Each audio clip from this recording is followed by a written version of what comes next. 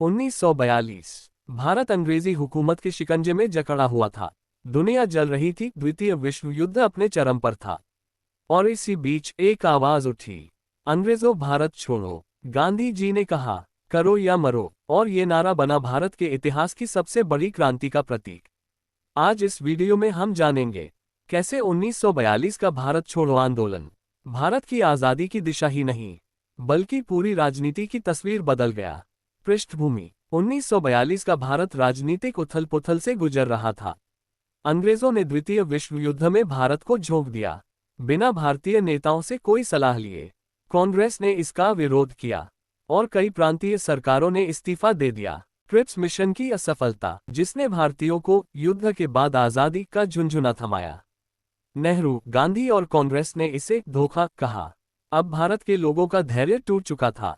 गांधी जी ने स्पष्ट कहा, यह समय है या तो आज़ाद होने का या मर मिटने का। आंदोलन की शुरुआत 8 अगस्त 1942, ग्वालियर टैंक मैदान, अब अगस्त क्रांति मैदान, मुंबई। कांग्रेस कार्यसमिति की बैठक चल रही थी। महात्मा गांधी ने वहीं दिया वो ऐतिहासिक नारा, डू और डाई, करो या मरो। सभा में मौजूद हजारों लोगों ने शपथ ली, हम अंग्रेजों को भारत से निकाल कर रहेंगे। लेकिन अगले ही दिन 9 अगस्त 1942 की सुबह ब्रिटिश हुकूमत ने जवाब दिया। सभी शीर्ष नेताओं को गिरफ्तार कर लिया गया। गांधी, नेहरू, पटेल, आजाद सब जेल में थे। परंतु अब आंदोलन नेता निर्भर नहीं रहा। देश भर में जनता खुद नेता बन गई। आंदोलन का प्रसार और रूप: नेताओं की गिरफ्तारी के बावजूद आंदोलन पूरे देश में ज्वालामुखी की तरह फूट पड़ा।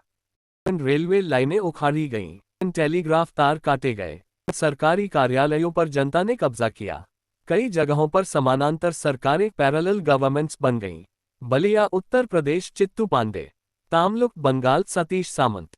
सतारा महाराष्ट्र, नाना पाटिल। ये प्रति सरकारें अंग्रेजी सत्ता के खिलाफ जनता की आज़ादी की पहली झलक थी।